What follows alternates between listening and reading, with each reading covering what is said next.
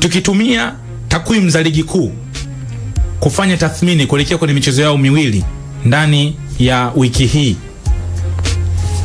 itakuwa ni sahihi kwa kuanzia kesho pamoja na mchezo wa tarehe 3 ambayo itakuwa ni Jumapili, ni ndani ya hii wiki. Takwimu za ligi kuu zinaweza zikatupa picha halisi kwamba timu hizi kwa sasa zipo kwenye level gani, au tunapaswa kuangalia kwa jicho jingine na tofauti.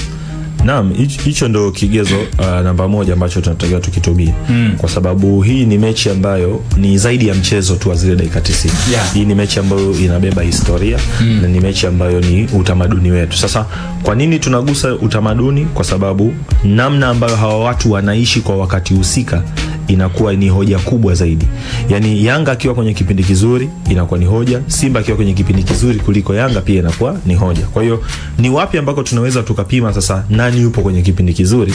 Obviously ni michezo ya ligi kuu ambayo hii wanaicheza kwenye mfululizo, na huku ndiko ambako ulipo msingi wa hawa watu hivi sasa.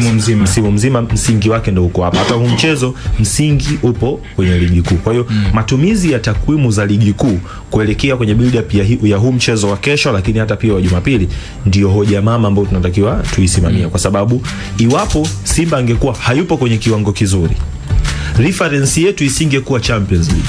Reference yetu ingekuwa ni mechi zilizopita za ligi kuu, either mechi 10, either mechi 5 za ligi kuu zilizopita, kwa sababu hapa ndo mechi ambazo wamezicheza hivi karibuni. Ingekuwa Yanga hayupo vizuri, tusingeenda kumpima kwenye michuano ya FA, tusingeenda kumpima kwenye michuano ya Champions League, bado tungempima kwenye performance yake ya ligi kuu, ni kubwa ama ni ndogo kiasi gani. Kwa hiyo msingi wa hoja zote za mechi ya Simba na Yanga hivi sasa utabaki kwenye performance zao za ligi kuu. Sasa tukirudi sasa kusama namna gani ambavyo hawa watu wana perform ligi kuu, kabla sijagusa kwenye hizo engo za takwimu, nikigeneralize ni kwamba kwenye kipindi cha hivi karibuni utofauti wa mchezo huu na michezo iliyopita ni kwamba huu ni mchezo ambao wote wawili wanaenda uwanjani wakiwa katika viwango vinavyoshahabiana. Yani kipindi cha nyuma ilikuwa ni nadra sana kukuta hawa wote wawili wanaenda wote wakiwa timamu kwa muda husika, tena kwenye form, sio tu labda aina ya sajili walizozifanya, naongelea ile form. Wameshinda michezo mingapi hivi karibuni, timu inafunga magoli mangapi hivi karibuni, inaruhusu goli ngapi hivi karibuni. Hawa wawili sasa hivi wanakuja huku wote wakiwa kwenye form imara. Yanga akiwa kwenye form nzuri, Simba akiwa kwenye form nzuri. Mfano labda tukitazama kwa msimu huu, kwa takwimu ambazo mimi ninazo, kitakwimu Simba ataingia kama underdog, of course, kitakwimu kinamba. Lakini kuna kitu cha tofauti ambacho amegusa Wakanda, anazungumzia kwenye form ya hivi karibuni. Chukue mechi 5 au 6. Itabaki humo. Tumchukue Simba anaenda kama kwenye haya mapambano mawili, kama ni a beaten dog in a fight, ambapo ndo inakuja tafsiri ya underdog, au tuseme kwamba ni mechi ambayo ipo katikati, kwa sababu kwa mujibu wa takwimu ukiangalia kwa upande wa Young Africans, labda kwa takwimu za ligi kuu, kwenye michezo 19 amekusanya alama 47. Kafunga goli 44, kafungwa goli 3. Wakati mnyama yeye kwenye mechi 19 amekusanya alama 42. Kafunga goli 32, kafungwa goli 7. Yanga ana wastani wa kufunga goli 2.31, ambao ni kwa sababu haijavuka 5 tunasema ni wastani wa goli 2 kwa mchezo. Simba yeye ana wastani wa kufunga goli 1.68, ambayo hii unasema ni almost magoli mawili. Sawa? Lakini ukitazama kwenye mwenendo wao pia tofauti yao ni alama 5 tu, ambazo zinatofautisha kwenye msimamo wa ligi. Na timu hizi zote mbili zimeshindwa kuscore kwenye michezo minne. Lakini kwenye michezo 15 yote wamefanikiwa, kila mtu kafunga. Kwenye timu ambazo zina uwezo wa kufunga, isipokuwa Yanga anaonekana kuwa na namba nzuri kuanzia za kufunga mpaka kwenye eneo zima la kujilinda. Tukianzia hapo, Simba anaenda kama underdog kwa takwimu. Kwenye reality kiuchezaji, kwenye viwango vya kiuchezaji display, bado ataingia kama underdog kama ambavyo ilikuwa kwenye michezo iliyopita. Afrika Mashariki kwa hivi sasa, nikigusa Afrika Mashariki, mataifa yote ambayo yapo Afrika Mashariki, hakuna timu itakayocheza na Yanga halafu ikaingia ikiwa favorite kwenye mchezo. Yani isiingie kama underdog. Yes. Yani timu zote zitakazocheza na Yanga sasa hivi Afrika Mashariki zitaingia kwenye mchezo wakiwa kama underdog. Mtu Azam anakuangalia kweli. Of course. Kwa sababu gani?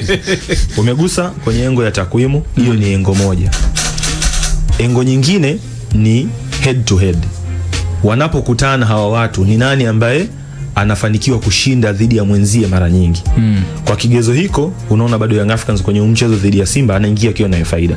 Michezo 7 iliyopita Simba hajafanikiwa kupata ushindi. Yanga kashinda 6, kuna suluhu moja na draw sare mchezo mmoja. Lakini ukiachana na hapo head to head ya watu, ukija kuangalia pia hata kwenye takwimu za ufungaji na kuruhusu magoli, Young Africans bado anasimama kama anapata hiyo faida hapo. Ukiachana na hiyo, kuna namna sasa ya kiwango kwenye mfululizo, consistency. Kiwango cha Young Africans kimekuwa kina mfululizo kwa muda mrefu. Simba Sports Club, kuna hoja nilikuwa nimeileta hapa, namna ambavyo wanaanza kuitafuta balance ya mchezo ukilinganisha na michezo ya nyuma.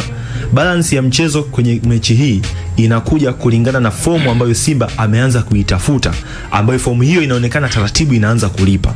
Kivipi? Kuna wiki 3 nyuma tulikuwa tukifanya tathmini ya kikosi cha Simba. Simba alikuwa na struggle kufunga magoli kipindi cha pili. Simba alikuwa akifunga goli kipindi cha kwanza akashamaliza mechi yake. Goli 2 kipindi cha kwanza anaweza kukupiga 3, kipindi cha kwanza anaweza kukupiga 1, kipindi cha kwanza ndo kamaliza hapo. Ilikuwa kwenye mechi takriban 12 alikuwa amefunga magoli 3 kwenye mechi zisizozidi 3. Kwa hiyo sasa hivi ukimtazama kuna kitu kimeimprove kwenye timu yake. Kwa hiyo balance anairudisha, lakini kitendo cha yeye bado kuwa ameathirika na hiyo head to head, kitendo cha Young Africans kuwa kwenye fomu yenye mfululizo kinampa Yanga advantage ya kuingia kwenye hii mechi kama favorite. Simba akiingia kama underdog, by the underdog sio tusi. Yani mtu anaweza kaamini underdog labda ni kashfa, underdog labda ni fedheha. Hapana. Kwenye mechi kuna pande mbili. Kuna favorite na underdog. Favorite ni yule anayepewa nafasi kubwa ya kushinda, underdog ni yule ambaye ataingia kama timu ya pili uwanjani. Kwa hiyo ukiingia kama timu ya pili uwanjani haimaanishi ndio umepoteza mchezo ama wewe haustahili kushinda. Hapana. Uwezekano wa kushinda upo, lakini tutarudi tu kwenye uhalisia wa mchezo husika kwamba ni nani ambaye ataqualify kuingia kwenye hivi vigezo viwili na wapi. Yanga ataqualify kuingia kama favorite, Simba ana qualify kuingia kama underdog. Nsajigwa kwenye pointi ya mwisho anayogusa Wakanda, hakuna mwana Simba yoyote saizi ambao utamwambia mnaingia kama underdog akakuelewa. Yani hata ukiletea takwimu, kuna mtu atakwambia hizi takwimu zinatunani tu. Wanaamini kwamba wana uwezo wa kubattle, na ndio maana kuna makando kando ambayo huwa wanayagusa, tunafungwa kama kando kando na vitu kama hivyo. Kitu gani special ambacho tunaenda nacho kwenye hii michezo, kwa sababu ni michezo ambayo imefuatana? Tunaamini mazingira yake yanaweza kaanza kutengenezwa kesho, kujua mechi inayofuata itakuwaje, kama itaongeza mzuka zaidi au kama kuna upande unaweza ukavurugwa zaidi. Michezo hii miwili ndani ya hizi siku, kitu gani hasa ambacho special unakiona na kinaweza kudefine kama moja kati ya wiki bora kabisa? Nadhani kitu special kwenye michezo hii miwili ni mabenchi ya ufundi ya timu zote mbili. Ni mechi ambazo ukiziangalia kimehesabu, kimahitaji, kuna uzito tofauti wa mashindano kwa maana ya kombe la muungano na ligi. Lakini ukija kwenye hadhi ya mchezo, uzito ni sawa. Yeye ambaye atafungwa Jumapili na ambaye atafungwa labda kesho, wote nimepoteza, ni dabi. Yani atakayepoteza kesho, hizo siku 3 kabla ya Jumapili ni ndefu sana kwa upande wake kutokana na utamaduni, hadhi ya mchezo. Kwa hiyo uzito upo sawa. Kwa nini nagusa walimu? Kwa sababu michezo kadhaa ya nyuma ambayo imepita hapa, walimu wamekuwa na influence kubwa sana ya matokeo ambayo yanatokea.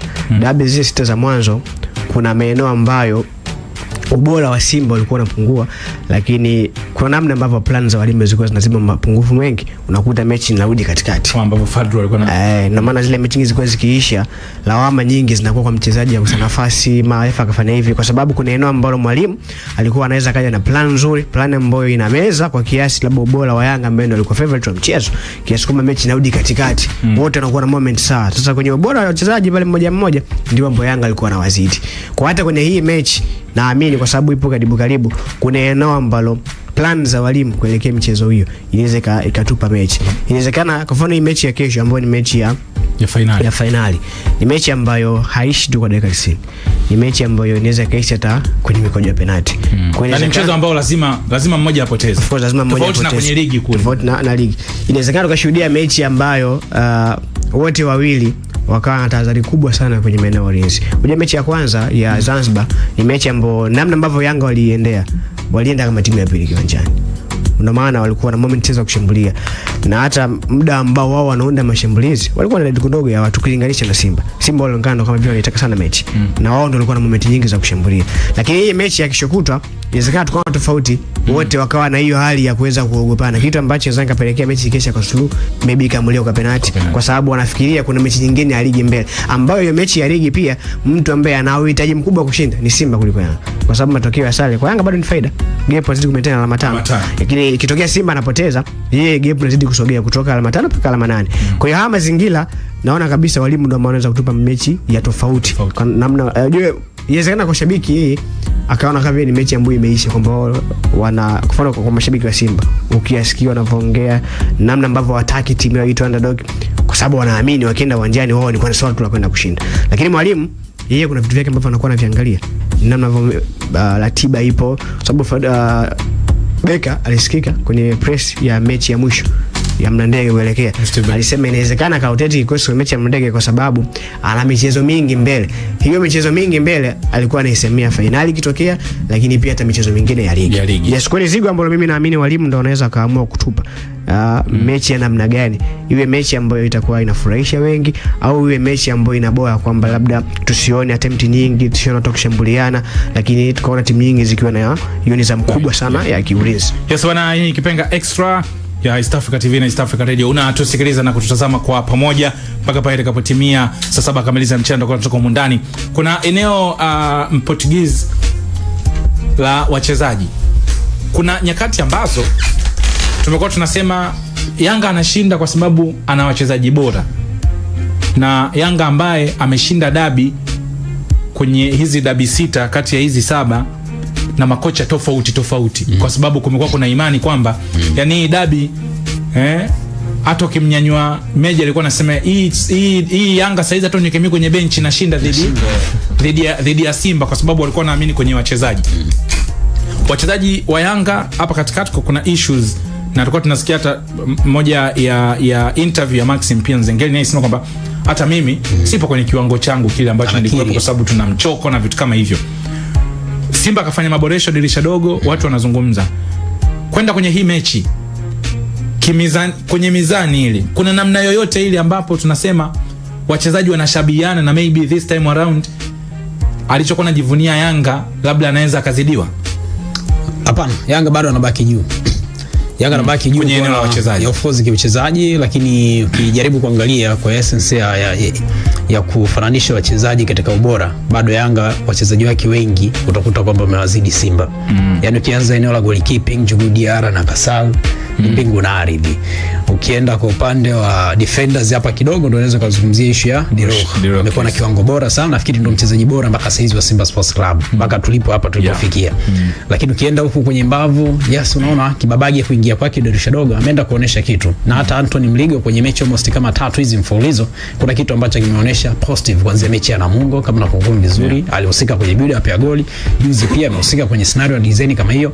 Lakini Yanga utajiri wao kwa mtu kama Zimbo kumfananisha na Kibabage, yes, kwa saizi unaweza kusema kidogo anaweza kanamkaribia, lakini bado daraja la Zimbo litakuwa juu. Wana backup ya Boka. Duchu saizi anacheza baada ya Shomari Kapombe, lakini Kapombe wote tunafahamu ambapo ni eneo ambalo Yanga saizi wana mtu kama Israel Patrick Mwenda, wana Yao Kwasi pia. Kwa hiyo ni eneo fulani ambalo inaweza likana shabiana kidogo. Eneo la midfield bado Yanga pia atakuwa juu zaidi. Ukiangalia kiwango cha Juki Abuya katika wachezaji bora, ambaye ndio mchezaji bora pia unaweza kusema wa Yanga mpaka saizi. Kwa hiyo ukimwangalia pia Juki Abuya kwenye ile eneo, ukija ukachukua kina Lassana Kante ndani ya kosi ya Simba, kana Yusuf Kagoma, bado utaona tena mtu kama Fozi, yes, na Mdathiri haya. Utaona kiungo cha Yanga kina watushani Simba Sports Club. Lakini hata kwenye eneo la mawinga kinamba hapa ukijaribu kwenda kuangalia utakuta Yanga kuna mchango mkubwa sana. Yaani ukiangalia Pacome Zouzoua alijikuta hata na goli ngapi? Almost 7. Mdathiri haya ambaye kwenye kiungo pia ana goli 7 vivyo hivyo. Safu ya ushambuliaji Dube ana almost goli 8 sasa hizi. Lakini Simba Sports Club kwenye ile eneo Anse Toura ndo ana goli 4. Of course Liba Segea ana goli 4, goli 3 ndo Anse Toura. Unamzungumzia mtu kama Selemani Mwalimu ndo ana goli 6 ndo top scorer katika eneo lile. Labda mtu mwingine ambao tutamgusia kwa haraka of course itakuwa ni Roshan Deruke na goli 3, lakini hiyo ni beki tayari, umeelewa? Kwa hiyo kwenye mazingira hata ya kinamba bado Yanga anaonekana kuwa na mchango mkubwa zaidi kwenye engo ya quality ya wachezaji. Kitakachokuwa kinasalia ni namna ambavyo ninyi mmeamka, lakini tunaheshimu kwamba hii ni dabi. Huwa iangalie una takwimu bora kiasi gani, the way ulivyoandaliwa kiufundi na mbinu ndio ambayo inaweza kana kukupa advantage kubwa zaidi, lakini kwa daraja la wachezaji bado Yanga anasimama juu zaidi kuliko Simba. Bwana, hizo ni engo tofauti kuelekea mchezo wa Kariakoo Derby, na mimi wakati nasikiliza hapa kila nikipiga bili naona wanangu kama wote mnamweka Simba chini, mnamweka Yanga kwenye mazingira fulani. Takwimu zimezungumza. Of course nimesema nikisikiliza takwimu. Ukiangalia kwenye michuano yote tu toka Yanga amepoteana pale kwenye zile mechi almost 3 mfululizo. Yanga saizi ana host mechi 6 ameshinda. Yes. Kwenye mechi 6 alizoshinda kafunga goli 19. Pamoja na michuano ya Mapinduzi. Karuhusu goli 1 dhidi ya Azam. Simba na mechi 5 mpaka kwenye Mapinduzi. Tangu amerudi kwenye ushindi sasa. Kuanzia kina Namungo, kina Dodoma mechi ya FA mpaka hii juzi ambao ameshinda goli 3, amefunga goli 13, karuhusu goli 2. Kwa hiyo ukiangalia hata namba kwenye form kiujumla bado Yanga unamuona kwamba amesha maintain kitu chake ambacho kilikuwa kinakosekana kwa hivi karibuni. Lakini sio tu kinumbers, lakini hata wachezaji, discipline ya timu. Okelo leo kimwangalia, yani iko flexible zaidi, ana enjoy kucheza ball. Tulikuwa tunapiga hapa tathmini na wakanda, yani saizi amechoa uhuru fani, sio kumlimit bwana acheze wing. Yani saizi unamwona ni mtu fulani ambaye amepata uhuru fulani ya kucheza inside 10, anaenda winga, anafanyaje, na ni mtu ambaye huwezi kumkuta kwamba anagongana sana na opponent. Anahitaji eneo ambalo liko free, apate muda na nafasi afanye maamuzi.